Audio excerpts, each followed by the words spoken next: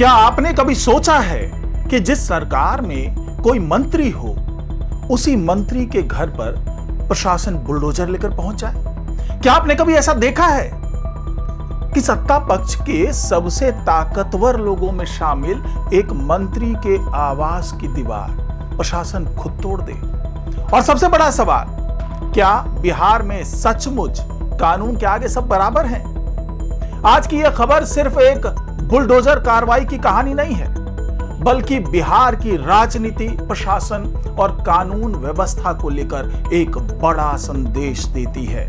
क्योंकि इस बार बुलडोजर किसी आम आदमी के घर पर नहीं, बल्कि बिहार सरकार की समाज कल्याण मंत्री और जेडीयू विधायक श्वेता गुप्ता के आवास परिसर तक पहुंच गया। तो आखिर ऐसा क्या हुआ कि मंत्री के घर की बाउंड्री वॉल तोड़ दी गई? किस जमीन पर था विवाद? क्या मंत्री को पहले नोटिस दिया गया था?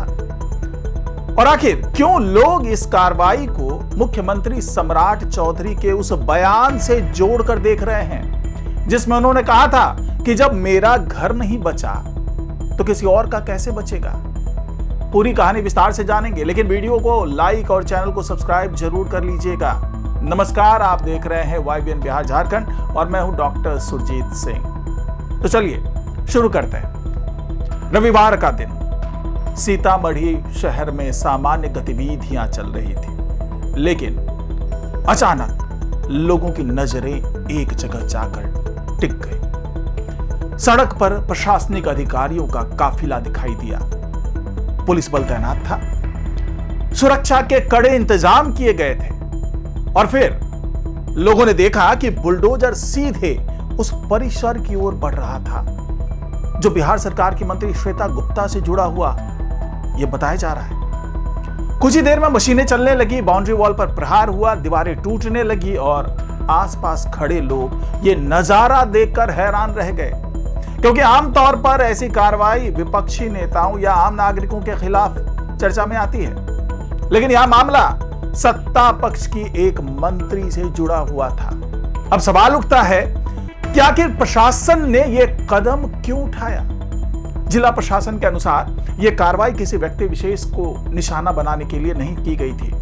अधिकारियों का कहना है कि शहर में चल रहे अतिक्रमण हटाओ अभियान के तहत यह कार्रवाई की गई। प्रशासन का दावा है कि जिस हिस्से को हटाया गया, यानी जो बाउंड्री वॉल तोड़ा गया, वो सरकारी भूमि पर बना हुआ था और सरकारी जमीन को अतिक्रमण मुक्त कराने के लिए यह कदम उठाना जरूरी था। दरअसल सीतामढ़ी में इन दिनों रिंग जो बांध रोड है उसके निर्माण कार्य चल रहा है, उसकी परियोजना पर काम चल रहा है। इस सड़क का उद्देश्य शहर में बढ़ती ट्रैफिक समस्या को कम करना और यातायात को सुगम बनाना बताया जा रहा है। अधिकारियों के मुताबिक सड़क निर्माण के दौरान यह सामने आया कि कई जगहों पर सरकारी जमीन पर अस्थायी निर्माण कर लिए गए हैं। इन निर्माणों की वजह से परियोजना प्रभावित हो रही थी। जाहिर सी बात है, अगर अवैध अतिक्रमण है तो परियोजना प्रभावित होगी, जगह मिलेगी नहीं। जिसके बाद प्रशासन ने सर्वे कराया। सर्वे के आधार पर कुल 62 लोगों को नोटिस जारी किया गया। इन सभी लोगों पर सरकारी भूमि पर कब्जा करने का आरोप लगाया गया और इन्हीं 62 में से श्वेता गुप्ता भी एक थी। प्रशासन का कहना है कि सभी को पर्याप्त समय दिया गया था।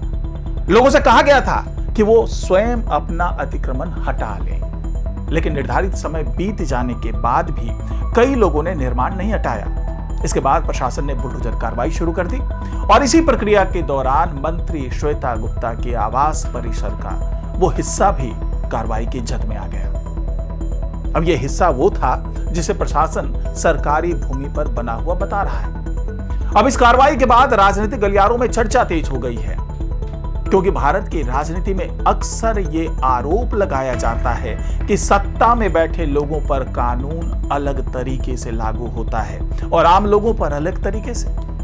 लेकिन इस घटना के बाद कई लोग ये कह रहे हैं कि अगर मंत्री के घर पर भी बुलडोजर चल सकता है तो यह प्रशासन की निष्पक्षता का संकेत हो सकता है।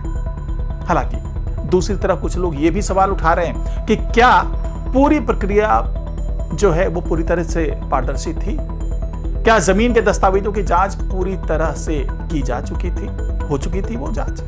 और क्या संबंधित पक्षों को पर्याप्त अवसर दिया गया था, मौका दिया गया था उन्हें? इन सवालों पर अभी भी चर्चा जारी है, लेकिन इस पूरे मामले में सबसे ज्यादा चर्चा जिस बात की हो रही है वो है मुख्यमंत्री सम्राट चौधरी का एक पुराना बयान। दरअसल अप्रैल महीने में मुख्यमंत्री सम्राट चौधरी अपने गृह क्षेत्र तारापुर में एक कार्यक्रम को संबोधित कर रहे थे।